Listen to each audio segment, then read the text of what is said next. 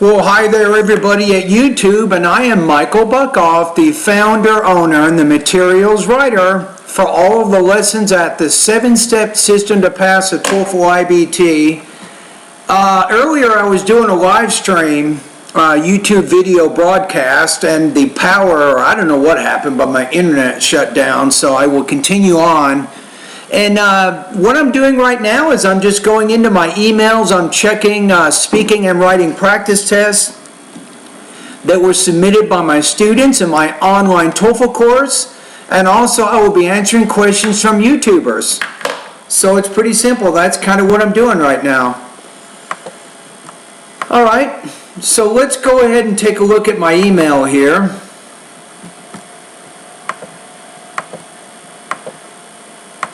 I'm going to start with my first message here. This is from Raphael, and he's completing an independent speaking practice test.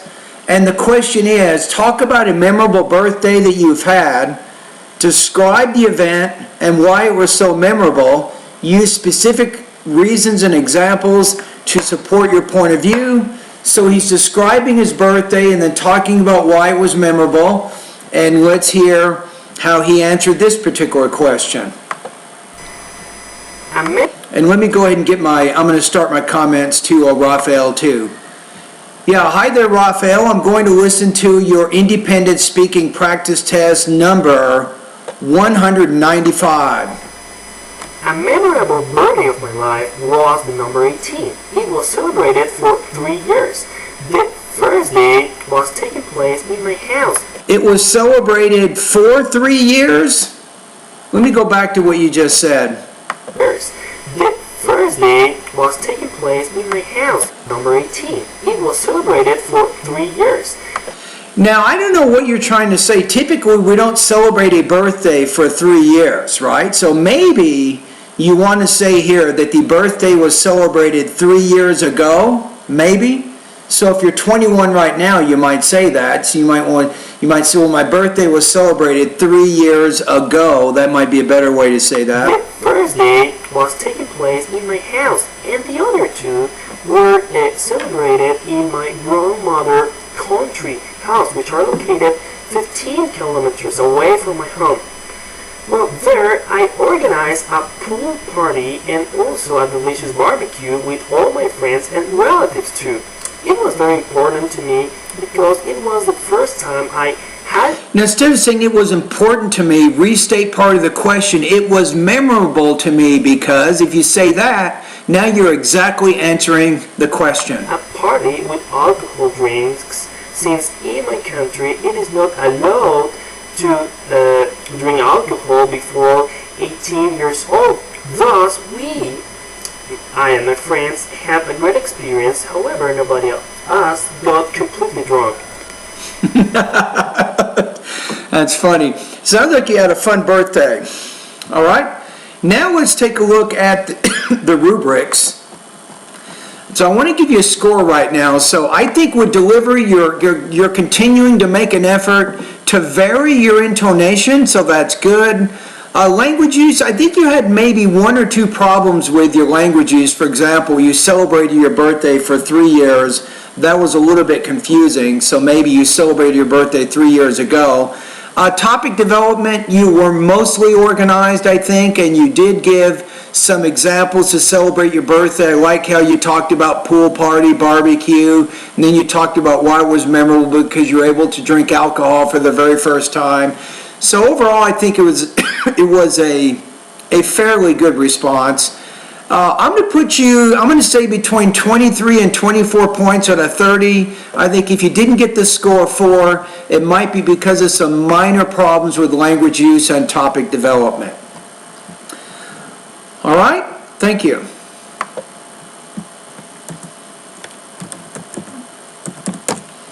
And those are my comments to Raphael, who just completed a speaking practice test.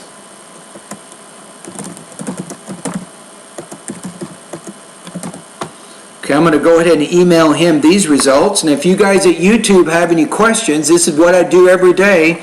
My students complete speaking and writing practice tests. They also complete practice exercises with vocabulary, grammar, pronunciation, reading, and listening. But when they're doing the reading and the speaking practice, they typically email me what practice tests they completed, and then I give them feedback so they can kind of see where they are.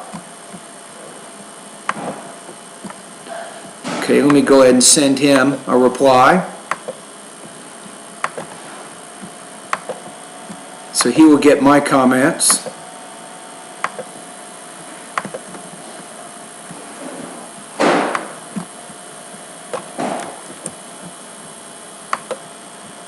There we go. Now I email him and I go to my next email.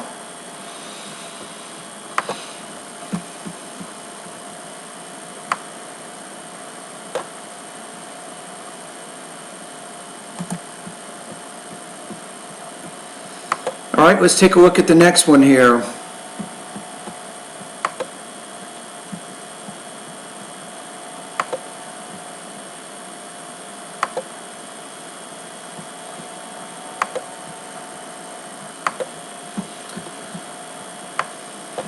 Okay, here we go.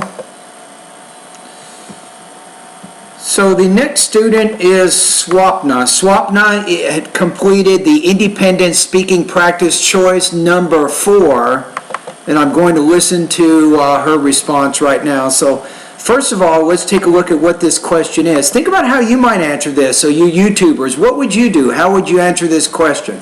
So number 4 says, if you were to move to another city, which city would you choose? That's the actual question. And let me download the student's response.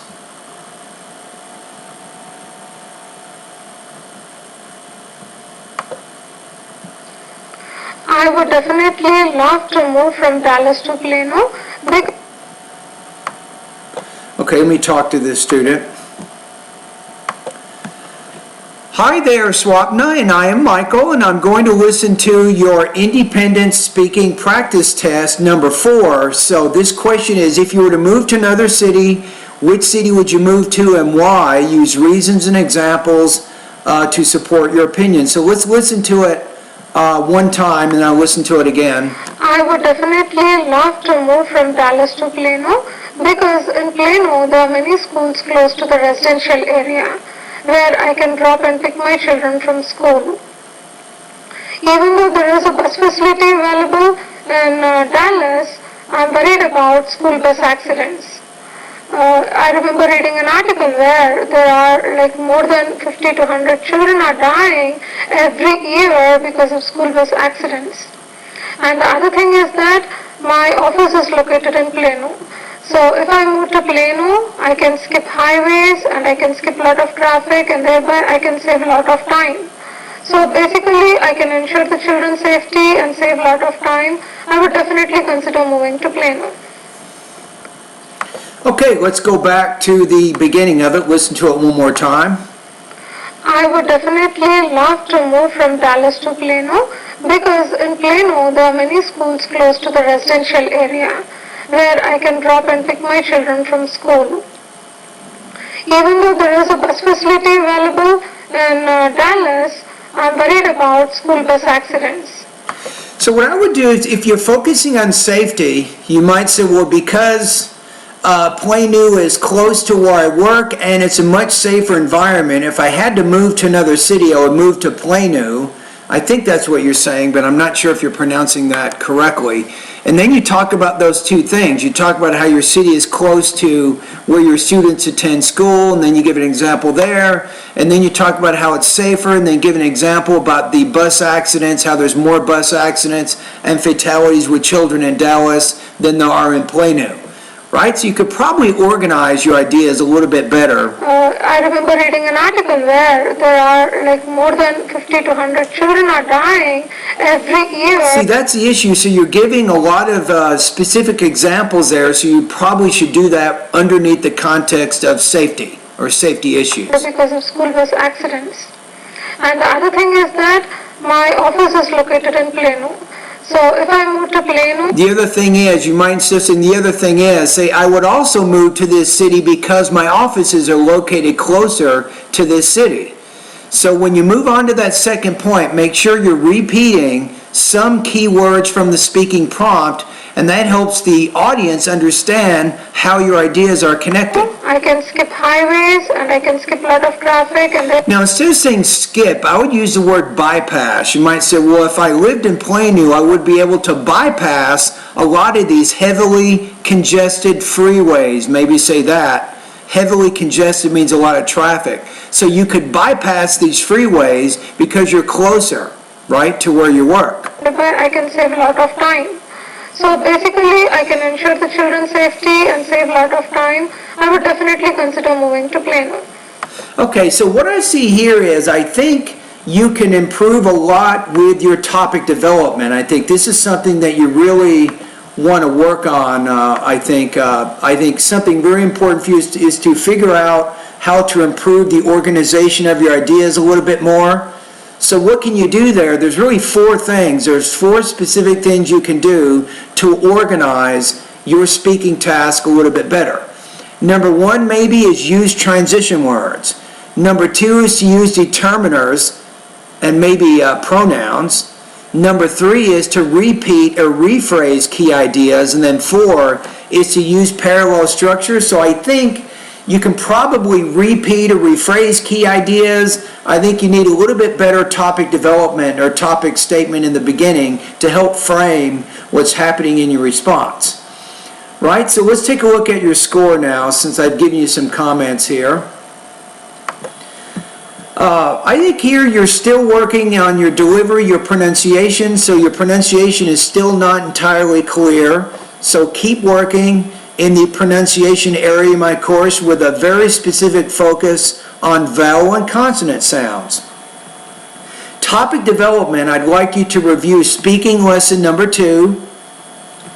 This will show you how you can create a little bit more sharply focused topic statement for this kind of speaking task, and also review speaking lesson number 7. Your score, I'm going to put you at 2.5 out of 4, 19 points out of 30 on this particular practice test. All right, thank you.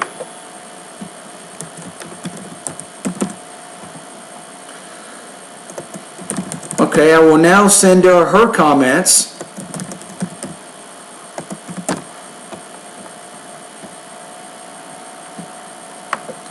And Swapna's working really hard. It'll probably take her a few months, but if she keeps practicing, she will be able to solve these problems that you guys just heard in her practice. Okay, let me send her a quick message.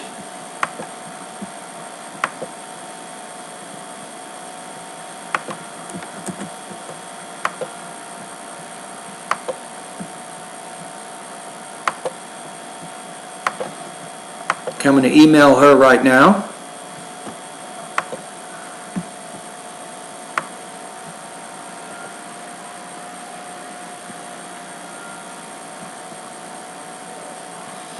Okay, I'm going to the next one right now. And yes, this is a live video, and I am Michael Buckoff. I'm simply scoring some independent and integrated practice tests for my online students. That's exactly what I'm doing right now.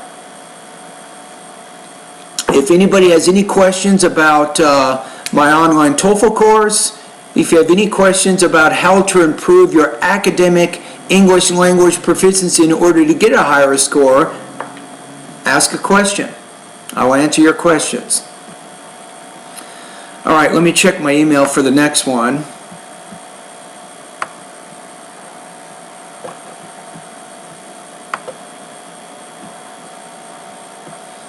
Okay, so I just sent that message, and I go over to the next one.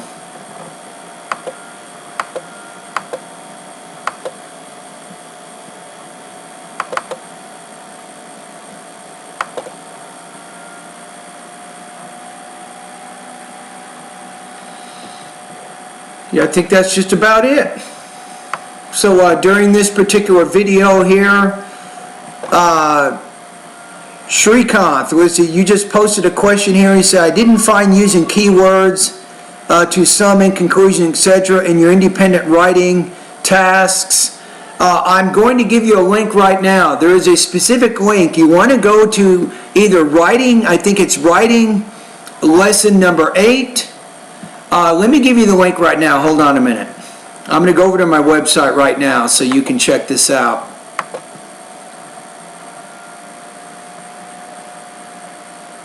And in that particular lesson, I do have a list of different kinds of transition words that you can use to help organize your ideas.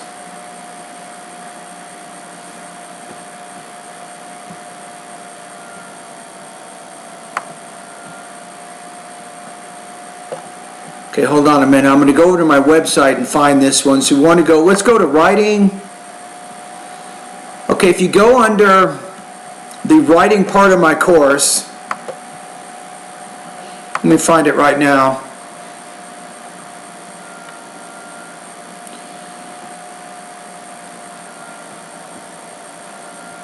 I'm going to get the link right now.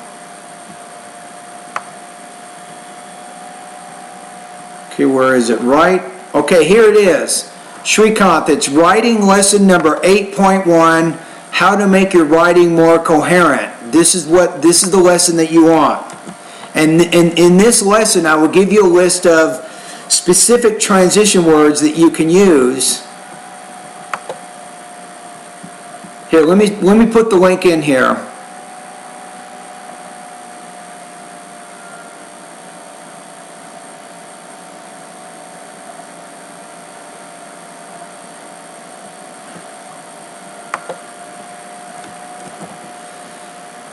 Okay, hold on, let me go back.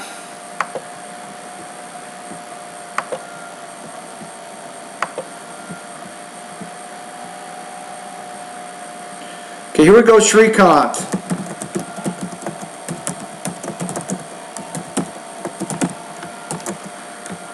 I'm going to put it right there.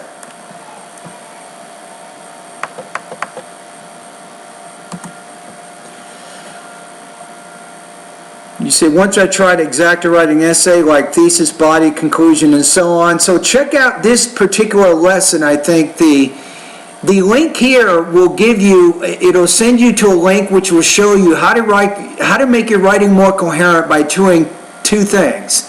There's two things you want to do. Number one, you want paragraph unity. Paragraph unity means you have a topic sentence along with relevant supporting details. You can learn about that. And then the next part of this lesson, it will show you cohesive devices, 4 cohesive devices you can use in order to connect your writing together, and specifically to connect your old and new information. Alright, so you can check that out, and that'll be very, very helpful for you. You said you did the no full template independent writing task, you got 14 points. Remember that a lot of your issues are not just organizational issues, Srikanth. You also have some problems with vocabulary and grammar, right? So you're having trouble forming your sentences, putting together your ideas, you see. So your score is not just because of how you're organizing your ideas. Your score is also based on the errors that you're making in your writing, right? Okay, so I think I can answer that. And let me just show you one thing quickly, Srikanth. I got to go, I'll be honest with you. My son wants to go to John's Incredible Pizza. And we're going to go over there and eat and play video games today. But one thing that you might want to take a look at,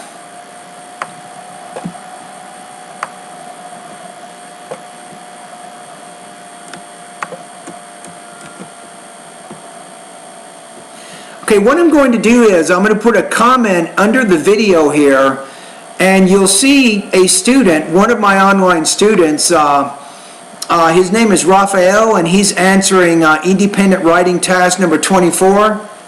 And I'm going to put this in the comments below this video, and you can take a look at the sample, because this particular writer, he typically does really well. He typically scores anywhere from 24 to 26 points on the writing section of the test. And you can see the topic, you can see his introduction, you can also see his body paragraphs along with his conclusion, and that will give you some good ideas on how you can organize your writing. So Srikanth, make sure you read the sample essay below this video. All right? And I think that's pretty much it. And I'm now going to conclude this live video broadcast.